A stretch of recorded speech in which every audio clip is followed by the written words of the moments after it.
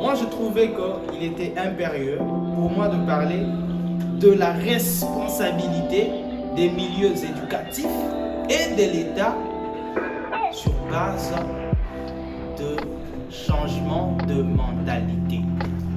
La responsabilité des milieux éducatifs. Il y a un adage qui dit qu'il ne faudrait pas être silencieux quand il s'agit de la science.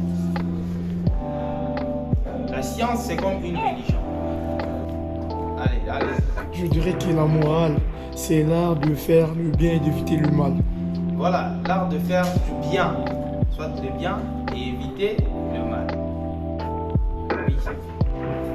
Donc, on doit minimiser le mal et promouvoir le bien.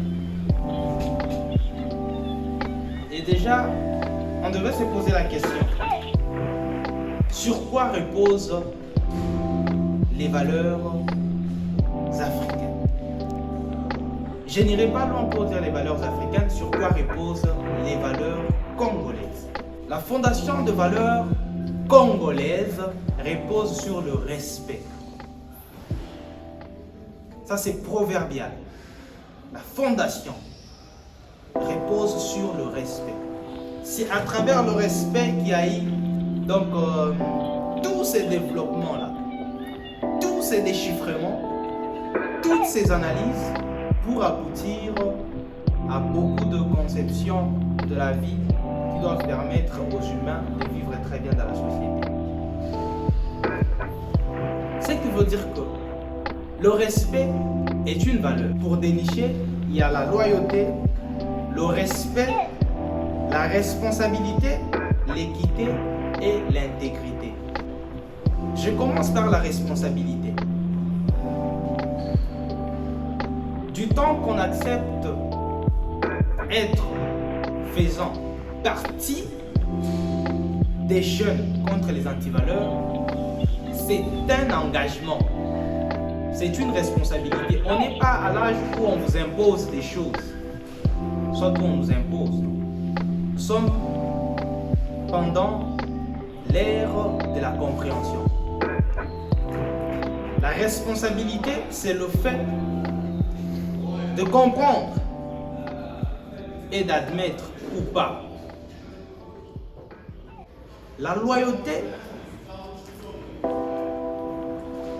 nous aide à être constants parce qu'on sait ce que l'on veut et où on va.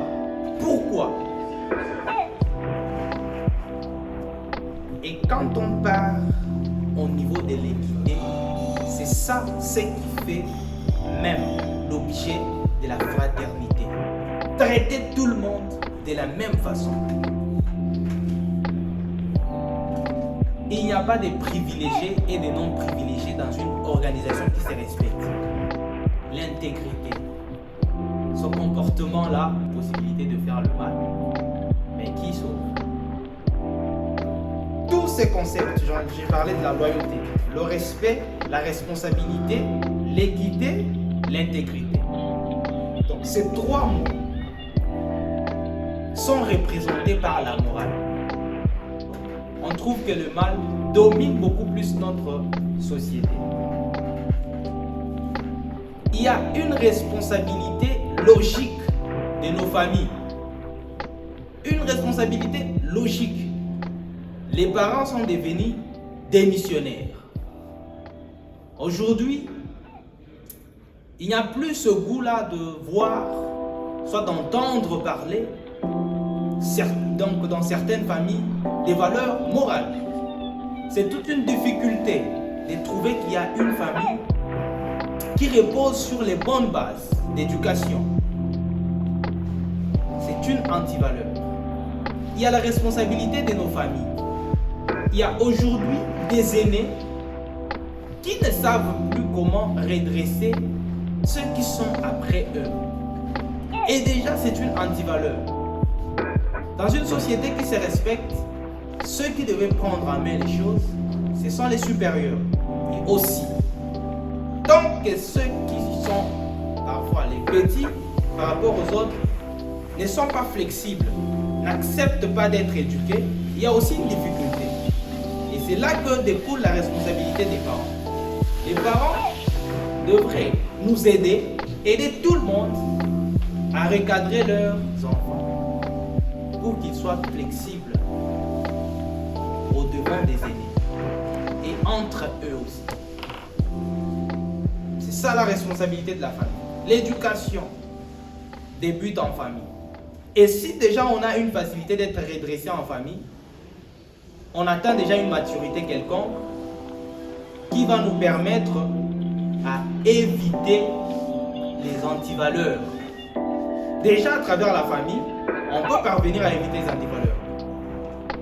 On peut éviter de voler, on peut éviter d'insulter, on peut accepter d'être reproché par un parent d'un voisin. Mais tant que la famille n'a pas pris cette responsabilité, il y aura des reproches des autres aînés et ces aînés-là auront des réponses que vous ne pouvez même pas vous imaginer. C'est de l'impolitesse notoire à Kinshasa et partout ailleurs. La responsabilité des écoles. Je peux prendre aussi l'université comme une école, désolé parce que on va essayer un peu d'être succinct. La responsabilité des écoles. Tant que l'enfant n'a pas reçu une bonne éducation chez eux à la maison, qui s'assoit, soit qui repose sur le fait qu'il doit être flexible. Il doit comprendre ce que les grands sont en train de dire. À l'école, cet enfant ne fera rien. Comprenez, c'est une difficulté.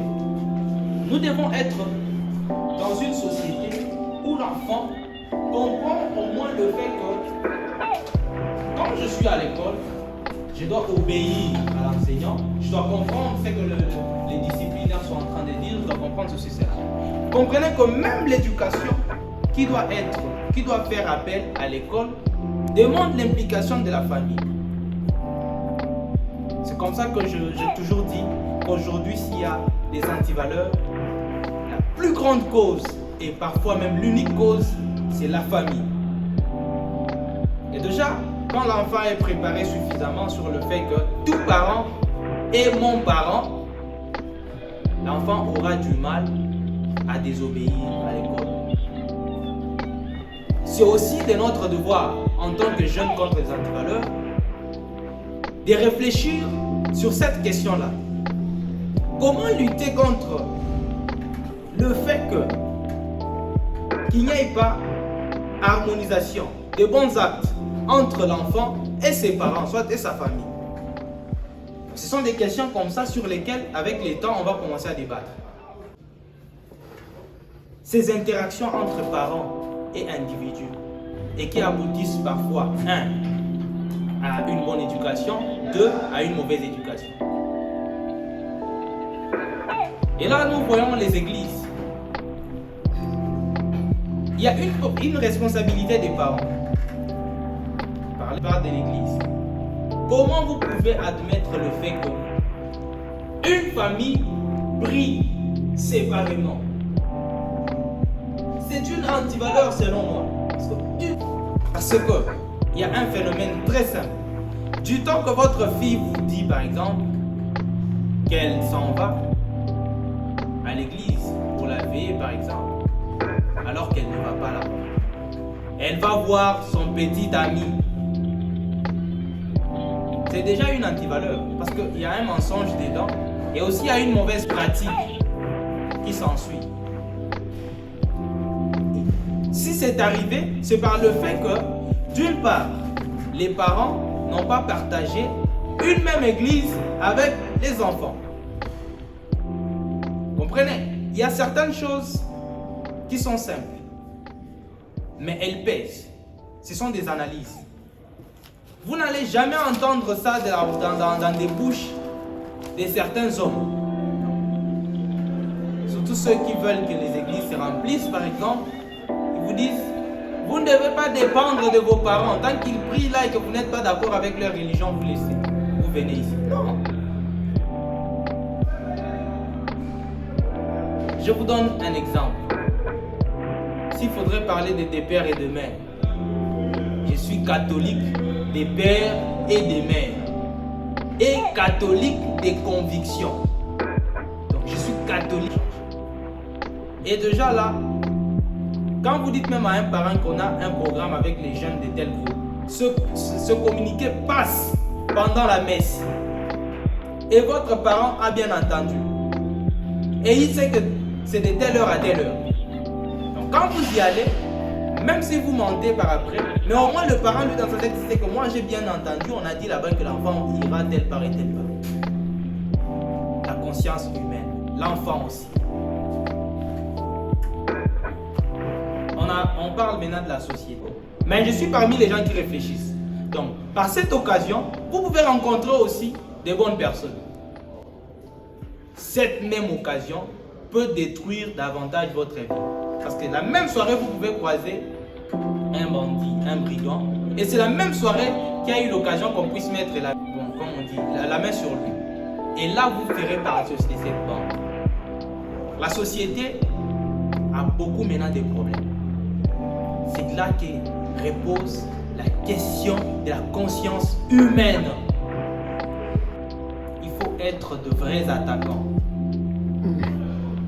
Un homme valeureux met en avant la conscience humaine et la responsabilité. Tout ce que j'ai toujours dit, pour ce pays, la République démocratique du Congo, il n'y en a pas un pour demain ou pour aujourd'hui, après quelques minutes, mais il n'y a que la jeunesse qui puisse prendre conscience et qui puisse être responsable de ses actes.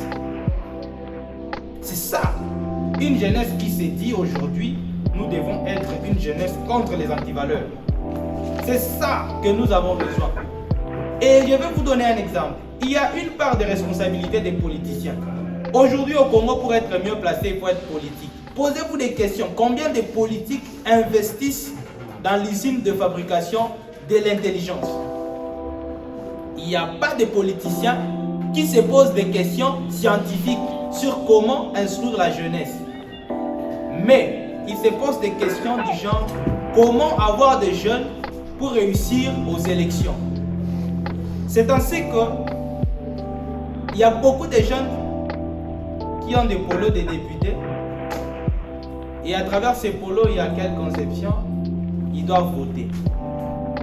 On n'a pas de jeunes qui réfléchissent sur des questions même électorales. On vote quelqu'un sur base de quoi? Oh non, ce vieux là parce qu'il a beaucoup d'argent. Vous voyez un peu le pays dans lequel nous sommes. C'est une antivaleur. Mais si nous avons des jeunes du genre, quand il y a tout acte, tout aspect communicationnel étatique, on réfléchit. On n'allait pas avoir toutes ces bêtises que vous voyez là. Au détournement et comme ça. Parce qu'une fois qu'on entend qu'il y a des tournements, on se met à suivre ça à la loupe. Aujourd'hui, même quand il y a des tournements, il n'y a même pas les jeunes qui s'intéressent à ça. Ils ne parlent que de ça, comme ça, là, pas détourner. Mais dans des pays sérieux, quand il y a des tournements, il y a des jeunes qui se mobilisent et il y a l'action qui se produit. Mais ici, c'est contraire à tout ce qui est bon. Pour créer notre structure, il m'avait fallu une détermination telle que la vôtre, de vouloir percer sans tenir compte du nombre. Et cette détermination qui a fait que je puisse avoir aussi des fidèles. Vraiment des fidèles. Des gens qui ont mis en place la loyauté.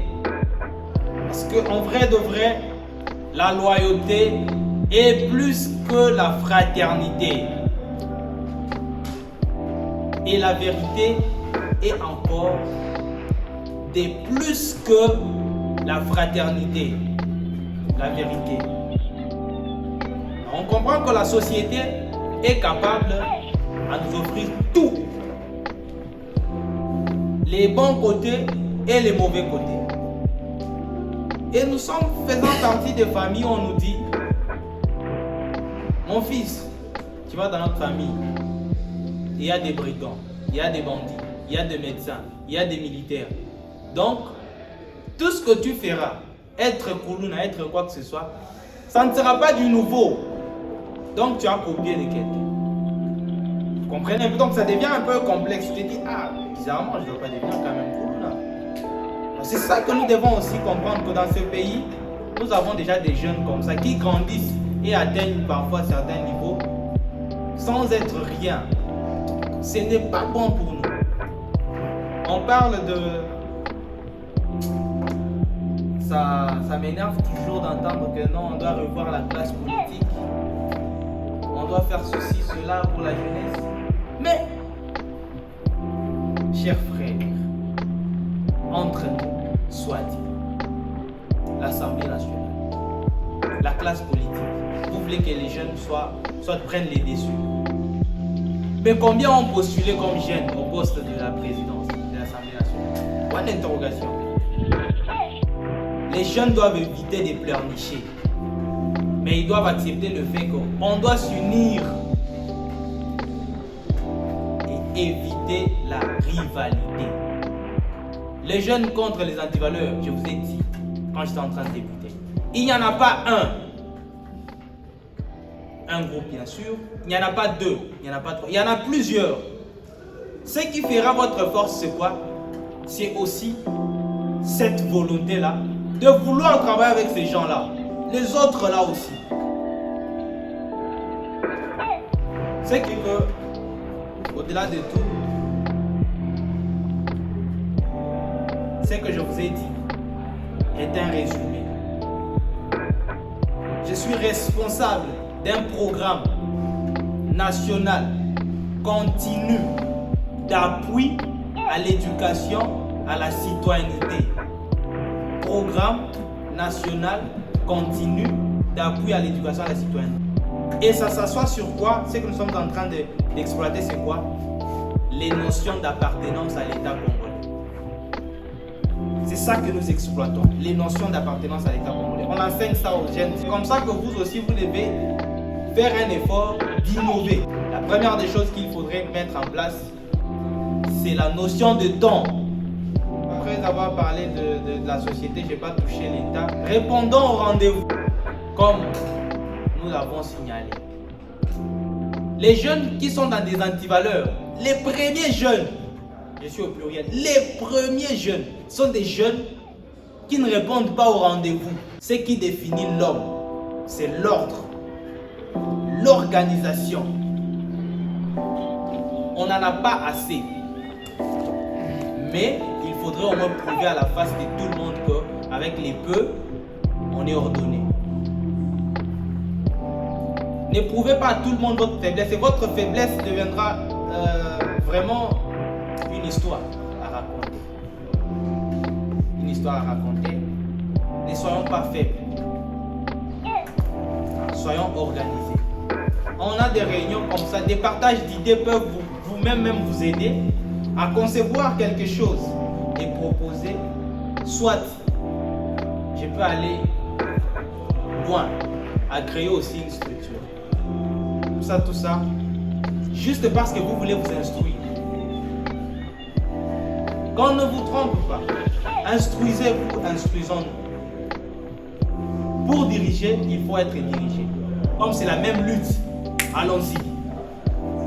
Et vous commencez à travailler en commun, c'est ça qui fait votre fierté. Mais pour le moment, moi je vous demande une chose, c'est l'unité. Répondez donc au rendez-vous des réunions que vous avez, chers amis.